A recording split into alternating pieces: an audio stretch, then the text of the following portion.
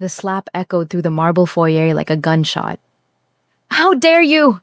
Maya's hand trembled at her side, the sting still fresh on her palm. Yuna's perfectly made-up face twisted in shock, one manicured hand pressed against her reddening cheek. The designer handbag she'd been holding clattered to the floor, spilling its contents across the polished marble. For 3 long seconds, nobody moved. Nobody breathed. Then Yuna's eyes narrowed into slits of pure venom. You touched me? Do you have any idea who I am? Do you know what you've just done?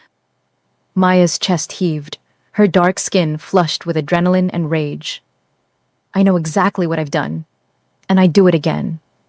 The click of expensive shoes on marble broke the moment. Jiwoo appeared at the top of the grand staircase, his tailored black suit immaculate, his expression unreadable. His cold eyes swept the scene below, taking in his girlfriend's shocked face, the scattered contents of her purse, and Maya standing there, with her fists clenched at her sides. What? He said quietly, his voice carrying the weight of someone who didn't need to shout to be terrifying. Is happening in my house? But before we understand how it came to this, before we can comprehend why a maid would risk everything to strike the girlfriend of Seoul's most dangerous man, we need to go back. Back to 6 hours earlier, when Maya first arrived at the mansion thinking this was just another job. The morning had started like any other. Maya stood outside the towering gates of the Gangnam estate, her worn duffel bag clutched in both hands, trying not to let her nervousness show. The September air was crisp, carrying the scent of money and privilege that seemed to emanate from every building in this neighborhood. She'd been working in Seoul for 3 years now, ever since leaving Lagos, and she'd seen plenty of wealthy homes. But this? This was different. The gate swung open silently, and a severe-looking woman in a housekeeper's uniform gestured her forward. You're the new maid, the one from the agency? Yes, ma'am, Maya Okonkwo. The woman's eyes traveled up and down Maya's frame with clinical efficiency. I'm Mrs. Kang, head housekeeper. The agency said you have experience with high-profile households? 3 years, Maya confirmed, following Mrs. Kang up the pristine driveway. I've worked for 2 families in Gangnam and 1 in Itaewon. This household is different, Mrs. Kang said, her voice dropping. Mr. Park values discretion above all else. You see nothing. You hear nothing. You speak of nothing, understand? Maya nodded. She'd heard the rumors about Jiwoo Park, of course. Everyone had.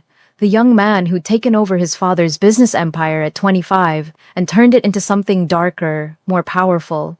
The newspapers called him a venture capitalist. The streets called him something else entirely. The mansion's interior was exactly what Maya expected. All marble and crystal, modern art on the walls, floor-to-ceiling windows overlooking manicured gardens. What she didn't expect was the elderly woman sitting in the sunroom, hands folded in her lap, watching the koi pond with a gentle smile. That's Mrs. Park, Mrs. Kang whispered. The boss's mother. She's the only one who matters in this house. You understand? Whatever she needs, whenever she needs it, you drop everything. The old woman turned at their approach, and Maya felt something shift in her chest. Mrs. Park's face was lined with age, but her eyes held a warmth that seemed impossible in a house like this. She smiled, a real smile that reached those eyes, and said in accented English, You must be Maya. Please, come sit. If you're enjoying this story so far, make sure to hit that subscribe button and turn on notifications so you don't miss what happens next. Trust me, you'll want to see where this goes. Maya spent that first morning learning the routines of the house. Mrs. Park, she discovered, was nothing like the cold, demanding matriarch she'd expected. The old woman insisted on helping fold laundry, refused to let anyone wait on her hand and foot, and spoke to the staff with genuine kindness. She told Maya about growing up in Busan, about meeting her husband at a church social, about watching her son grow from a gentle boy into something harder, sharper. He had to change, Mrs. Park said softly, her hands working steadily at folding a tablecloth. After his father died, the world tried to eat him alive, so he became someone the world couldn't chew. You must be very proud of him, Maya ventured. Mrs. Park's smile turned sad. I'm proud of the man he could have been. I love the man he is. But proud? That's complicated. They worked in comfortable silence after that. Maya found herself relaxing in a way she hadn't expected. This job might actually be tolerable. Mrs. Park was kind. The pay was excellent, and as long as she kept her head down and her mouth shut, everything would be fine. Then, Yuna arrived. Maya heard her before she saw her. The roar of an expensive engine in the driveway, the slam of a car door, the sharp click, click, click of heels on marble.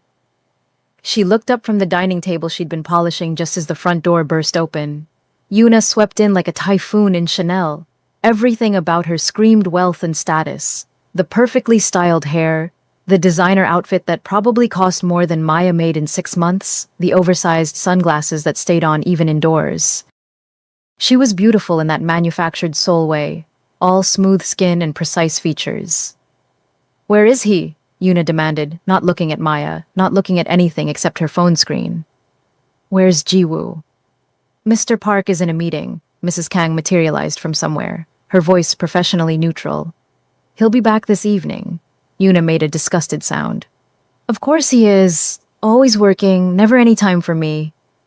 Her eyes finally lifted from her phone and landed on Maya. "Who's this?" "The new maid, Miss Kim." "Maya." "Great, another one." Yuna waved a dismissive hand. "Get me a coffee. Iced Americano, no sugar, extra shot." Maya glanced at Mrs. Kang, who gave a slight nod. "Right away, Miss Kim." In the kitchen, Mrs. Kang whispered urgently, "Miss Kim is particular. Don't take anything she says personally. Mr. Park tolerates her because, well, that's not our concern. Just do your job and stay out of her way." Maya prepared the coffee exactly as requested, her hands steady despite the irritation bubbling in her chest. She'd dealt with entitled people before. This was nothing new. She carried the coffee back to the living room, where Yuna had sprawled across a white leather sofa, still glued to her phone. "Finally," Yuna said, not looking up. She took a sip and immediately grimaced. "This is terrible. Did you even add the extra shot?" "Yes, Miss Kim. Exactly as you requested." "Well, it tastes wrong. Make another one." Maya's jaw tightened, but she nodded. "Of course." As she turned to leave, Mrs. Park appeared in the doorway of the living room, moving slowly with her cane. "Yuna, dear, would you like to join me for lunch? I made kimchi jjigae, your favorite." Yuna didn't even look up from her phone. "I don't eat that old people food anymore. Too much sodium." The words hung in the air like a slap. Maya watched Mrs. Park's face, saw the brief flash of hurt before the old woman masked it with a smile. "Of course, dear, I understand. You young people have to watch your health." "Whatever." Yuna's fingers flew across her phone screen. "Can someone turn up the AC? It's like a sauna in here." Maya made the second coffee, this one identical to the first, and delivered it without a word. Yuna took a sip, shrugged, and went back to her phone. Maya retreated to the kitchen where Mrs. Park stood at the stove, stirring the stew she'd made with such care. "She's just busy," Mrs. Park said, quietly, though Maya hadn't said anything. "Young people these days, always so busy." Maya wanted to say something, wanted to point out that being busy wasn't an excuse for rudeness, but she bit her tongue. Not her place, not her business. She'd learned that lesson the hard way in her previous jobs. The afternoon crawled by in mounting tension. Yuna stayed sprawled on the sofa, occasionally barking orders for water, for snacks, for someone to adjust the blinds because the sun was in her eyes. Each request was delivered without a please or thank you, without even the basic courtesy of looking at whoever she was speaking to. Maya felt her anger building with each dismissive command, but she kept her face neutral, her voice professional. Around 4 o'clock, Mrs. Park appeared again, this time carrying a small plate of fresh-cut fruit. "Yuna, I thought you might like some melon. It's very sweet this season." Yuna finally looked up from her phone, her expression annoyed. "I told you, I'm watching what I eat. Fruit has too much sugar."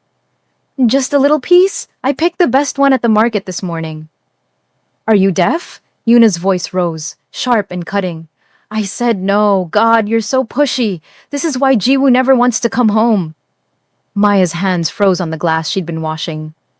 She turned slowly to see Mrs. Park standing there, the plate of fruit trembling slightly in her hands. The old woman's face had gone very still, very quiet. I'm sorry, Mrs. Park said softly. I didn't mean to bother you. Well, you did. You always do. Yuna stood up, stretching. I'm going to take a nap in Jiwoo's room. Don't disturb me. She swept past Mrs. Park without another glance, leaving the old woman standing there with her plate of carefully cut fruit. Maya watched as Mrs. Park's shoulders sagged as she shuffled back to the kitchen and quietly scraped the fruit into the trash. Mrs. Park, Maya started, but the old woman shook her head. It's fine, child. She's young and stressed. I remember being young. But her voice cracked on the last word, and Maya saw her wipe quickly at her eyes before turning back to the stove.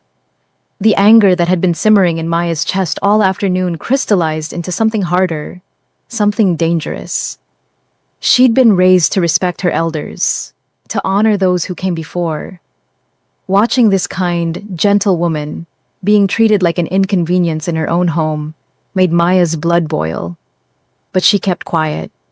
She kept working because she needed this job, and picking a fight with the boss's girlfriend on her first day would be beyond stupid. The sun was setting when Jiwoo Park finally came home. Maya heard the security detail first, the low murmur of voices and the beep of the gate system. Then the front door opened and he walked in, flanked by two men in dark suits who peeled off to stand guard at the entrance. Jiwoo Park was not what Maya expected. She'd pictured someone older, harder, scarred by the life everyone whispered about. Instead, he looked like he could have stepped out of a corporate magazine. Tall and lean, in an impeccably tailored suit, his face handsome in that sharp, angular way, his dark hair swept back from his forehead. Only his eyes gave him away. They were cold, assessing, missing nothing. His gaze swept the foyer and landed on Maya. You're new. It wasn't a question, but Maya answered anyway. Yes, sir, Maya Okonkwo. I started this morning. He studied her for a moment longer, then nodded once and turned toward the stairs. Where's my mother? In the sunroom, sir.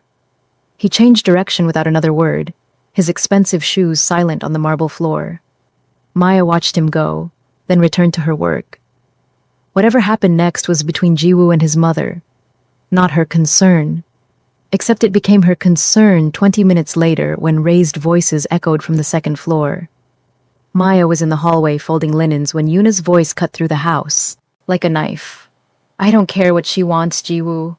I'm tired of her constantly hovering, constantly trying to feed me things, constantly acting like she owns this place. She does own this place. Jiwoo's voice was quieter but carried clearly. My father left it to her. Then maybe it's time to put her somewhere else, a nice facility where people can take care of her properly. She's getting old, Jiwoo. She forgets things. Last week, she called me by your aunt's name. That's not happening. Why not? Because you feel guilty?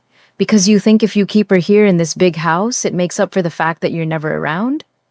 God, Jiwoo, wake up. She'd be better off with professionals, and we'd finally have some privacy. The sound of a door slamming ended the argument. Maya stood frozen in the hallway, her hands gripping the linen so tightly her knuckles had gone pale. Put her somewhere else? Mrs. Park, who loved this house, who tended the gardens herself, who still set her husband's place at the table on his birthday? The audacity of it made Maya's vision blur with rage. That evening, dinner was a tense affair. Jiwoo sat at the head of the table, Mrs. Park to his right, Yuna to his left. Maya and Mrs. Kang served the meal in silence. Bulgogi, japchae, various banchan that Mrs. Park had prepared herself that afternoon. This looks wonderful, Mother, Jiwoo said, and the old woman's face lit up. I made your favorite, the japchae recipe from your grandmother. Yuna picked at her food, pushing it around her plate. Is there anything without MSG? My nutritionist says it's terrible for your skin. Everything is homemade, Mrs. Park said gently. No MSG, just natural ingredients. Right. Yuna's tone made it clear she didn't believe it. She pulled out her phone and started scrolling. Yuna, Jiwoo's voice held a note of warning. Put it away. She sighed dramatically but complied, setting the phone face down on the table. Fine, but I can't stay long anyway. I have a thing. What thing? A party in Itaewon, Mina's birthday. I need you here tonight. I have people coming over. Then I'll be back before they arrive. Yuna stood up, her meal barely touched. I'll get ready now. She left without excusing herself, without thanking Mrs. Park for the food. Jiwoo watched her go, his jaw tight, but he said nothing. He turned to his mother instead, his expression softening fractionally. It's delicious, Mother. Thank you. Mrs. Park beamed at him, reaching over to pat his hand. You work too hard, my son.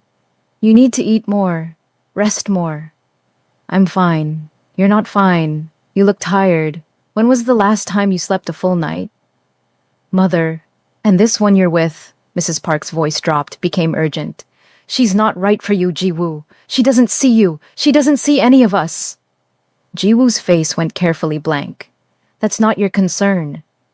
You're my son. Everything about you is my concern. Mrs. Park's eyes filled with tears. Your father would... Don't. The word came out sharp, cutting. Don't talk about what father would want. He's not here. The silence that followed was suffocating. Mrs. Park withdrew her hand, her face crumpling slightly before she smoothed it into a smile. You're right. I'm sorry. I overstepped.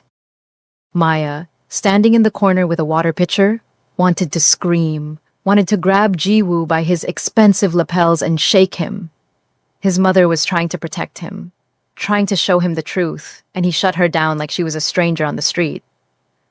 After dinner, things escalated rapidly. Yuna emerged from upstairs in a skin-tight dress and heels that probably cost more than Maya's monthly rent. She was reapplying lipstick in the hallway mirror when Mrs. Park appeared, moving slowly with her cane. Yuna, dear, before you go, I wanted to talk to you about something. Yuna didn't turn around. I'm kind of in a hurry, Mrs. Park. It will only take a moment. The old woman's voice was hesitant, nervous.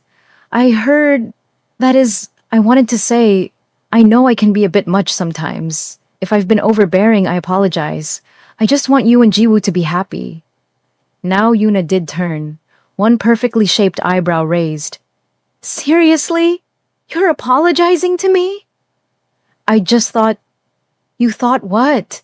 That saying sorry would make me suddenly enjoy your constant interference? Your judgment every time I walk in the room? Yuna's voice rose with each word. You want to know the truth, Mrs. Park? You make this house unbearable.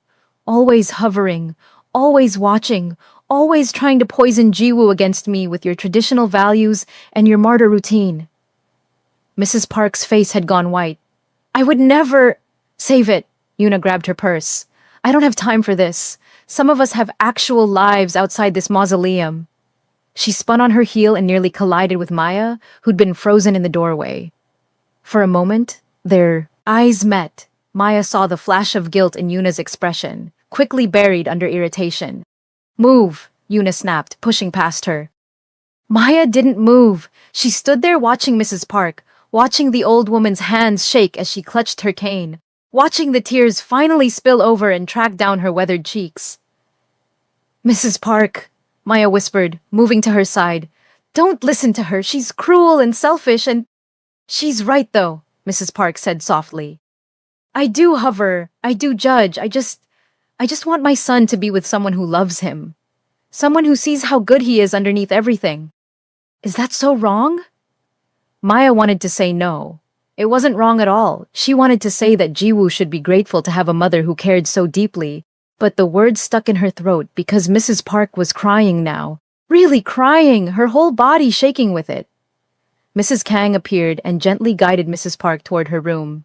Come on, let's get you some tea, Maya. Finish up in the kitchen. Maya nodded mutely and returned to her work, but her hands were shaking with rage. The nerve of that woman. The absolute nerve of her to speak to Mrs. Park like that, to make her feel small in her own home. An hour later, Maya was still seething as she wiped down the kitchen counters. She heard the front door open, heard Yuna's voice saying something to the driver. Then she heard the car pull away, and the house fell into tense silence. She was putting away the last of the dishes when she heard Mrs. Park cry out. The sound was sharp, pained, and Maya was moving before she consciously decided to, her feet carrying her toward the sunroom where the sound had come from. Mrs. Park was on the floor, her cane a few feet away, trying to push herself up. "I'm fine, I just lost my balance." "Don't move," Maya said, dropping to her knees beside the old woman. "Let me help you. Are you hurt?" "Just my pride." Mrs. Park tried to laugh, but it came out as a sob. "I can't even walk in my own house anymore without falling. Maybe Yuna is right. Maybe I should go somewhere with nurses who can watch me all the time." "Don't say that," Maya said fiercely, helping Mrs. Park into a chair. "Don't let that woman make you doubt yourself. You're not a burden. This is your home." Mrs. Park looked at Maya with red-rimmed eyes. "You're kind to say so, but kindness doesn't change reality. I'm old. I'm in the way. My son is building a life, and I'm just here. A reminder of the past he's trying to forget." "That's not true, isn't it?" Mrs. Park's smile was unbearably sad. "He used to tell me everything, you know. When he was young, he'd come home from school and talk for hours. About his friends, his dreams, his fears. Now he barely looks at me. Because when he does, he sees his father. He sees everything he's lost." Maya didn't know what to say to that. She helped Mrs. Park to her room, made sure she was settled with water and her medication, then retreated to the kitchen where Mrs. Kang was waiting. "Don't get involved," Mrs. Kang said quietly. "I can see it in your face what you're thinking. Don't. Someone needs to stand up to her. Not you, not if you want to keep this job." Mrs. Kang's expression was sympathetic but firm. "I've seen it before. New staff come in, see how Miss Kim treats Mrs. Park. Get righteous. They speak up, they interfere. Then they're gone. Mr. Park doesn't tolerate drama in his household. So we just let her be cruel? We do our jobs and we keep our heads down. That's how you survive in a house like this." Maya wanted to argue, but she knew Mrs. Kang was right. So she finished her shift, gathered her things, and left for her small apartment in Hongdae, her mind churning with anger and helplessness. Comment below and let me know what you think Maya should do. Should she have spoken up? What would you do in her position? The next morning, Maya arrived at the mansion with a sense of dread, sitting heavy in her stomach. She'd barely slept, kept awake by the image of Mrs. Park crying, by Yuna's cruel words, by her own powerlessness. But she needed this job. She couldn't afford to lose it over someone else's drama. Mrs. Kang met her at the door, her face grim. "Mrs. Park didn't sleep well last night. Check on her after you finish the breakfast prep, will you? She likes you." Maya nodded and got to work. The kitchen was peaceful in the early morning light, and she fell into the rhythm of chopping vegetables for the soup Mrs. Park had requested. She was so focused that she didn't hear Ji-woo enter until he spoke. "You're Maya." She jumped, nearly dropping the knife. Ji-woo stood in the doorway in a charcoal suit, his expression unreadable. Up close, Maya could see the dark circles under his eyes, the tension in his jaw. "Yes, sir. Can I get you something?" "My mother spoke highly of you last night." He moved further into the kitchen, pouring himself coffee from the pot Maya had made. "She said you were kind to her." Maya wasn't sure how to respond to that, so she just nodded and went back to chopping. "She also told me what Yuna said to her." Maya's knife stilled.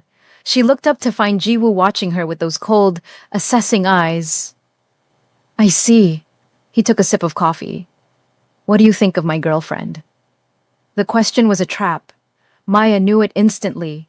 Say the wrong thing and she'd be out the door by lunch. But something in Ji-woo's expression, some flicker of genuine curiosity, made her take a chance. "I think," Maya said carefully, choosing each word like stepping stones across a river, "that your mother deserves respect in her own home. I think kindness costs nothing. And I think sometimes people show us who they are, and we should believe them." Ji-woo's expression didn't change, but something flickered in his eyes. My mother also said I should be grateful to have someone who cares enough to tell me hard truths. Your mother is a wise woman. She is. He set down his coffee cup. She's also lonely and sad, and I don't know how to fix that. The admission hung in the air between them. Maya saw, for just a moment, not the cold mafia boss, but a son who loved his mother and didn't know how to protect her from his own choices. Maybe start by listening to her, Maya suggested quietly. Really listening. Jiwoo studied her for a long moment, then nodded once and left without another word. Maya returned to her chopping, her heart racing. She'd just given relationship advice to one of Seoul's most dangerous men. Either that was the bravest or stupidest thing she'd ever done. The morning passed without incident. Mrs. Park seemed brighter when Maya brought her breakfast, insisted on helping fold laundry again despite Maya's protests. They worked together in comfortable silence, and Maya felt some of the tension from the previous day ease. Then, just before noon, Yuna's car roared up the driveway. She swept into the house like she owned it, designer sunglasses on, a shopping bag from Chanel dangling from one wrist. Maya was in the foyer arranging flowers when Yuna breezed past without acknowledgement. "Where's Ji-woo?" Yuna demanded of Mrs. Kang. "In his study. He asked not to be disturbed." "I'm not a disturbance, I'm his girlfriend." Yuna headed for the stairs, then paused and turned back. "Oh, and tell the cook I want lunch in an hour. Something light. Salad. No dressing." "Mrs. Park is the one who cooks," Mrs. Kang said carefully, "and she's resting right now." Yuna's expression soured. "Of course she is." "Fine. Order something." "I don't care." She disappeared upstairs, and Maya exchanged a look with Mrs. Kang. This was going to be a long day. It got worse when Mrs. Park emerged from her room an hour later, having heard that Yuna was home. The old woman had changed into a nice hanbok, had done her hair, clearly making an effort.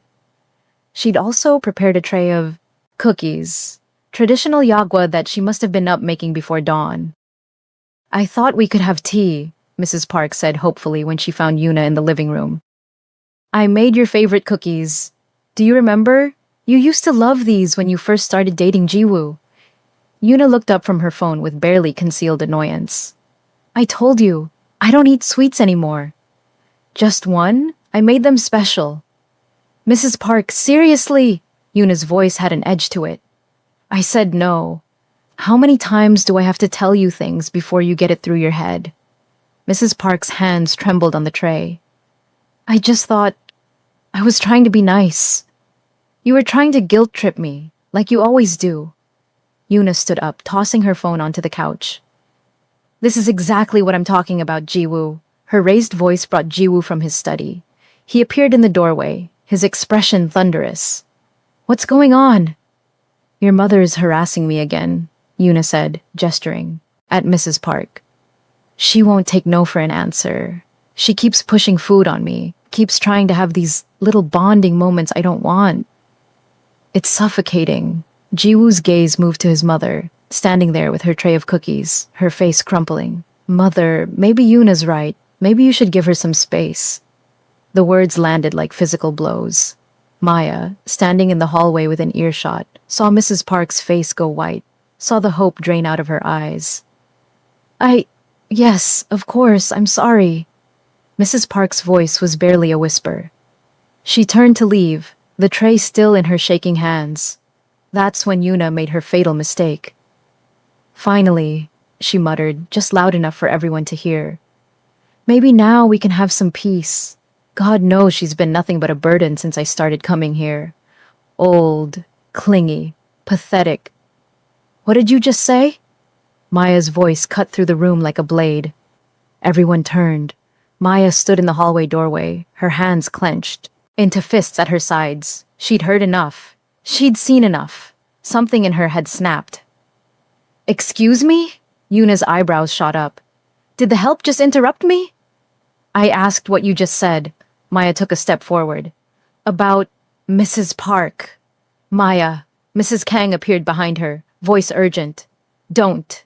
But Maya was beyond listening. She moved into the living room, her eyes locked on Yuna. You called her pathetic, a burden, this woman who has shown you nothing but kindness, who cooks for you, who tries so hard to make you feel welcome in her home. Her home? Yuna laughed, sharp and cruel. This is Jiwoo's home. She just lives here on charity. This house belonged to her husband, Maya said, her voice rising. She raised her son here. She's earned every inch of it. You're the charity case, a pretty face who contributes nothing except cruelty and disrespect. How dare you? Yuna hissed, taking a step toward Maya. Do you know who you're talking to? I could have you fired. With one phone call, deported even. Who do you think you are? I'm someone who knows how to treat people with basic human decency, Maya shot back, which is apparently more than you can manage. Maya, that's enough. Jiwoo's voice was cold. You're out of line. Am I? Maya turned to face him. Or am I the only one in this house willing to say what everyone else is thinking? Your mother is a saint for putting up with this. She never got to finish the sentence, because that's when Mrs. Park, who'd been standing frozen near the door, suddenly swayed. The tray slipped from her hands, cookies scattering across the floor. She grabbed for her cane and missed, stumbling backward. Maya was moving before anyone else could react, catching Mrs. Park before she hit the ground. The old woman's face was gray, her breathing shallow. Call an ambulance! Maya shouted. Now! Jiwoo was already pulling out his phone, barking orders. Mrs. Kang rushed to Maya's side with cushions. And Yuna stood there, her face a mask of shock and something that might have been fear. The paramedics arrived within minutes. Benefits of living in Gangnam and having the park name. They loaded Mrs. Park onto a stretcher, Jiwoo climbing into the ambulance with them. He looked back once at Maya, his expression unreadable, before the doors closed and they sped away. The house fell into stunned silence. Mrs. Kang began picking up the scattered cookies, her movements mechanical, and Yuna finally seemed to realize the gravity of what had just happened. She's fine, right? Yuna's voice was small. She just fainted. Old people do that. Maya rounded on her. She fainted because you've been tormenting her for months, because you made her feel unwelcome and unwanted in her own home, because you're selfish and cruel and you don't deserve— Shut up, Yuna's face flushed red. You don't know anything about me, about my relationship with Jiwoo, about any of this. You're just some random maid who's been here for 5 minutes. I know enough, Maya said coldly. I know that woman is in an ambulance right now because of you. The words hung between them like a verdict. Yuna's face crumpled, and for just a moment, Maya saw something that might have been genuine remorse. But it vanished quickly, replaced by defensiveness and anger. Get out, Yuna said. You're fired. You can't fire me. This isn't your house. It will be, Yuna shot back. When Jiwoo and I get married, this will all be mine, and the first thing I'm doing is getting rid of you and putting that old woman in a home where she belongs. The words were like gasoline on Maya's already burning rage. Before she could think, before she could stop herself, before she could remember all the reasons this was a terrible idea, Maya was moving, her hand connected with Yuna's cheek in a slap that echoed through the mansion like a gunshot. Which brings us back to where we started, to that frozen moment. To Yuna's shocked face and Maya's trembling hand and the sound of Jiwoo's expensive shoes on the marble stairs. What? Jiwoo said quietly, his voice carrying the weight of someone who didn't need to shout to be terrifying. Is happening in my house? Maya turned to face him, her chin raised. There was no point in denying it, no point in making excuses. She'd crossed a line that couldn't be uncrossed. I slapped her, Maya said, her voice steady despite the adrenaline singing through her veins. She was saying terrible things about your mother, about putting her in a home, and I couldn't listen to it anymore. She assaulted me. Yuna found her voice, her hand still pressed to her reddening cheek. In front of witnesses. I want her arrested. I want her— You want what? Jiwoo's voice cut through Yuna's tirade like ice. He descended the rest of the stairs slowly, his eyes never leaving Maya's face. You want the woman arrested for defending my mother? Yuna blinked. What? You heard me. Jiwoo finally looked at his girlfriend, and his expression was arctic. Do you think I don't know what's been happening? Do you think the staff doesn't tell me everything? I know what you said to my mother yesterday. I know about every dismissive comment, every cruel remark, every time you've made her feel small. Ji-woo, that's not... I didn't mean... You told her she should be put in a facility. His voice was soft, deadly. You told her she was pathetic. Yuna's face drained of color. I was upset. I didn't mean it literally. Didn't you? Ji-woo moved closer to her, and Maya saw Yuna take an involuntary step back. Because from where I'm standing, you meant every word. You've been trying to push her out since the beginning. Make her feel unwelcome so she'd leave on her own. That's not true. Don't lie to me, Yuna. I've built my entire life on being able to read people, on knowing when I'm being played. And you? He laughed, harsh and bitter. You've been playing me from day one. The room felt too small suddenly, the air too thick. Maya stood frozen, watching this confrontation unfold, not sure if she should leave or stay. Ji-woo, please, Yuna's voice cracked. I love you. Everything I've done has been for us, for our future together. No, Ji-woo's voice was flat.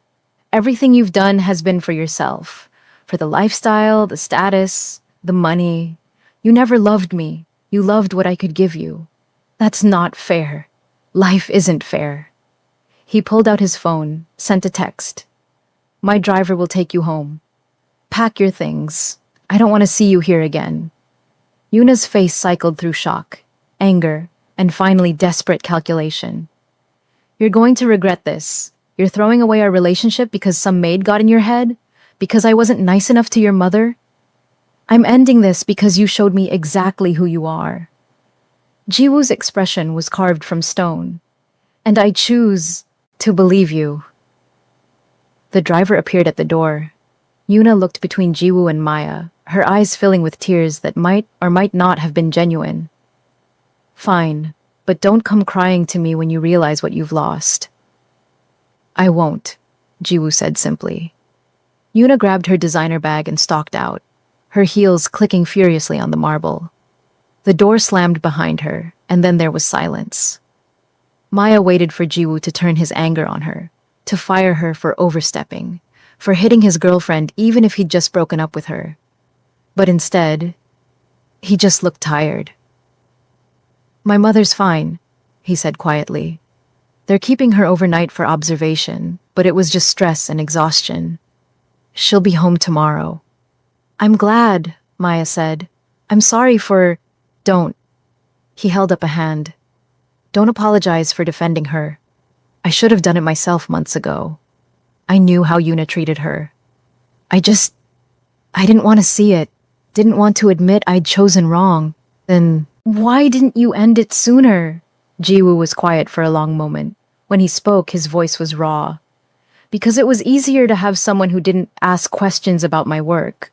Someone who didn't care about the parts of my life that are dark. My mother looks at me and sees all the ways I've failed to be the man my father was. Yuna looked at me and didn't care who I was, as long as the money kept coming. Your mother doesn't think you failed, Maya said softly. She's proud of you. She just misses you. I know. He rubbed his face with both hands. I know that.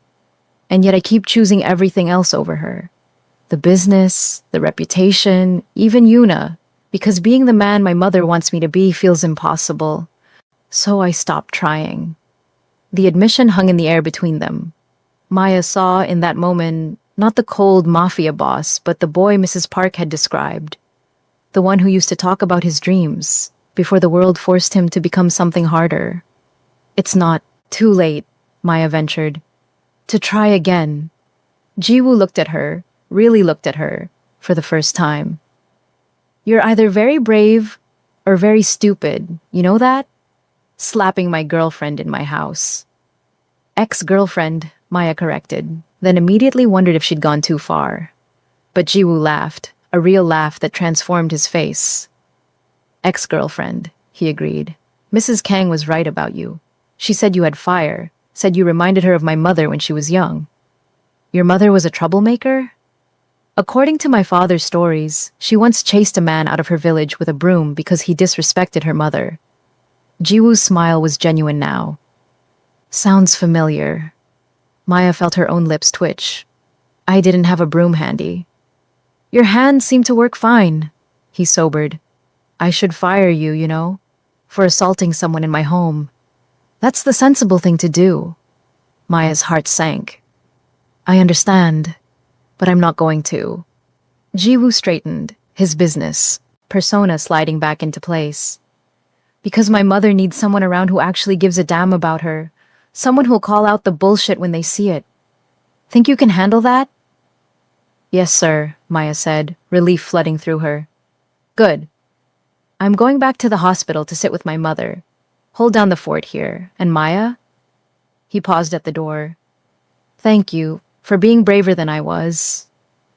Then he was gone, leaving Maya standing in the foyer with her heart still racing and her hands still tingling from the slap. Mrs. Kang appeared from wherever she'd been hiding during the confrontation, her expression somewhere between horrified and impressed. Well, Mrs. Kang said, that was certainly something. I'm fired, aren't I? Are you kidding? You just did what everyone in this house has wanted to do for months. You're a legend now. Mrs. Kang grinned. Also, you might want to ice that hand. Looks like it's swelling. Maya looked down at her right hand and realized Mrs. Kang was right. It was red and starting to ache. Totally worth it, she thought. The rest of the day passed in a blur. Staff members who'd been keeping their distance suddenly found excuses to talk to Maya, to pat her on the shoulder, to bring her tea and snacks. The story of the slap spread through the household like wildfire, each retelling adding new dramatic details. That evening, Jiwoo returned with Mrs. Park. The old woman looked frail but alert, her eyes bright when she saw Maya. There's my hero, Mrs. Park said warmly, reaching out to take Maya's hand. Jiwoo told me what you did. I'm sorry if I overstepped. Sorry? Mrs. Park squeezed her hand. Child, you defended my honor. That's not overstepping. That's family. Maya felt tears prick her eyes. Family. When was the last time she'd felt that? Not since leaving Lagos, not in all her years in Seoul. Always the outsider, always the help. Now, Mrs. Park said, settling into her favorite chair in the sunroom. I want to hear everything. Don't leave out a single detail. So Maya told her, with Jiwoo listening from the doorway. She described Yuna's cruel words, her own rising anger, the moment when her hand seemed to move of its own accord. Mrs. Park listened with rapt attention, occasionally gasping or squeezing Maya's hand. When Maya finished, Mrs. Park was quiet for a moment. Then she looked up at her son, still standing in the doorway. Jiwoo, she said softly, come here. He moved to her side and she reached up to cup his face in her hands, the way she must have when he was a child. I'm proud of you, she said, for letting her go, for choosing what's right. Your father would be proud too. Jiwoo's carefully controlled expression cracked, just for a moment. I'm sorry, Mother, for not seeing it sooner, for making you feel unwelcome in your own home. You're here now, Mrs. Park said simply. That's what matters. Maya slipped away quietly, giving them their moment. So Tomai found Mrs. Kang in the kitchen, preparing dinner, and pitched in without being asked. They worked in comfortable silence, and Maya felt something settle in her chest. This job, this house, these people. Maybe she'd found something here worth fighting for. 3 days later, Maya was dusting the library when Jiwoo appeared in the doorway.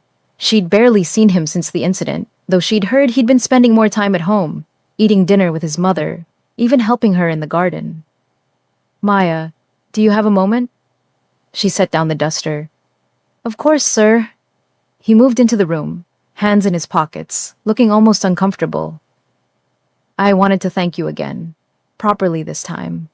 What you did, standing up for my mother when I wouldn't, that took real courage. Anyone would have done the same.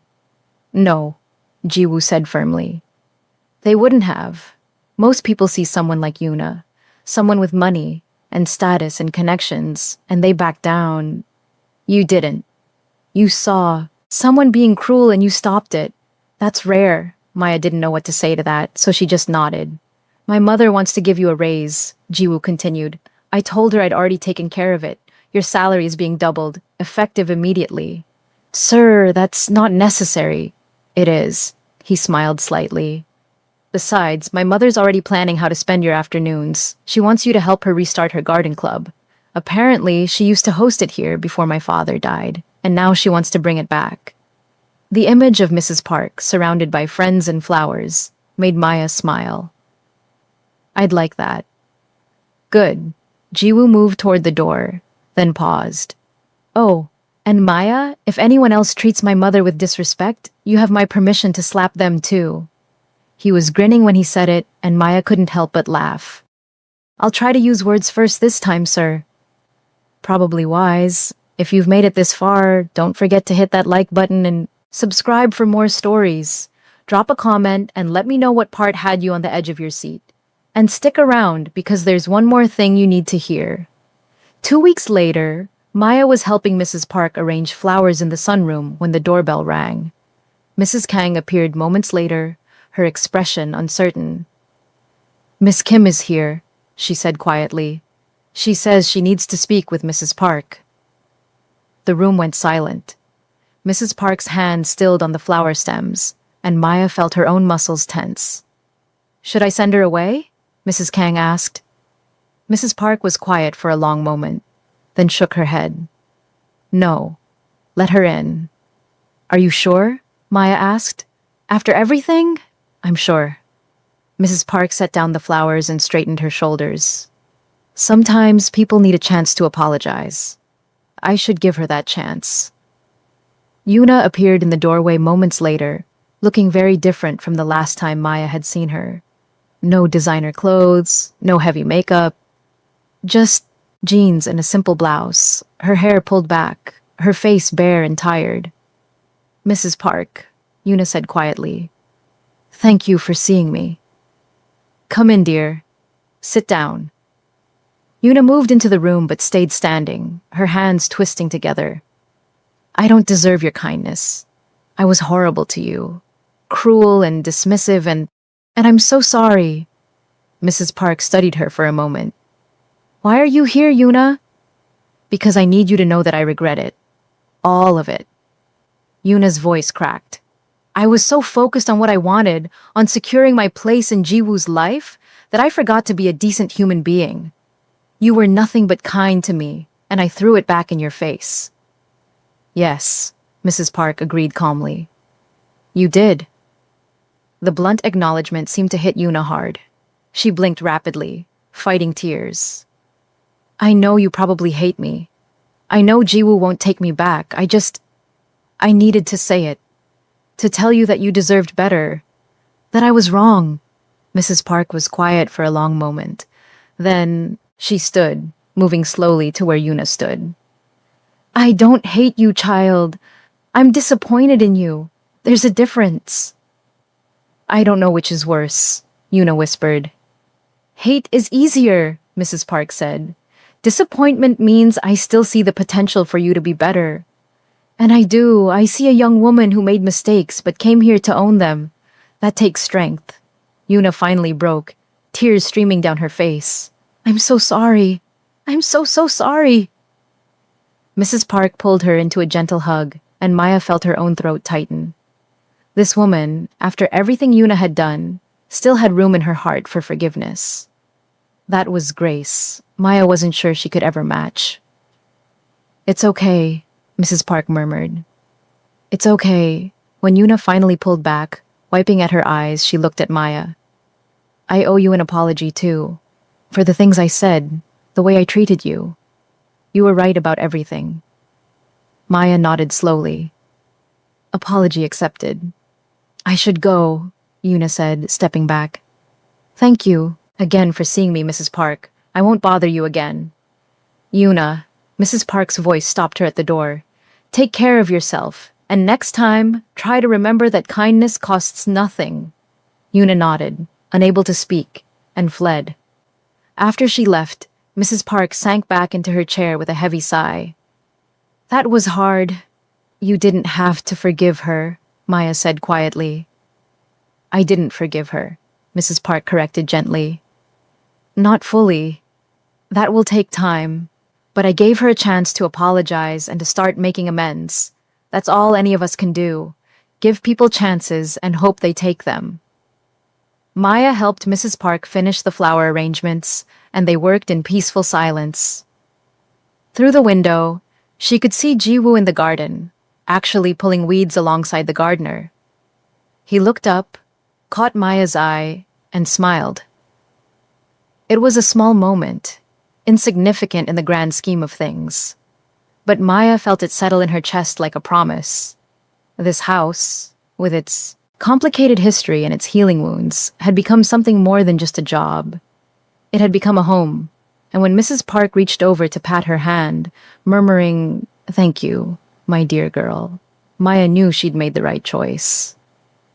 Even if that choice involved slapping one of Seoul's most prominent socialites. Some things, she thought, were worth the risk. The afternoon sun slanted through the sunroom windows, painting everything gold. In the kitchen, Mrs. Kang was humming as she prepared dinner. In the garden, Jiwoo was learning to tend the roses his mother loved. And here in the sunroom, Maya and Mrs. Park arranged flowers together. Two women from different worlds who'd found common ground in standing up for what was right. It wasn't a perfect ending. There would be more challenges, more complications. Life in the Park household would never be simple. But it was real, and it was theirs, and that was enough. That evening, over dinner, Mrs. Park announced she'd successfully reformed her garden club. The first meeting would be next week, and she expected everyone, including Jiwoo, to attend. "I don't do garden clubs, Mother," Jiwoo protested. "You do now," Mrs. Park said firmly.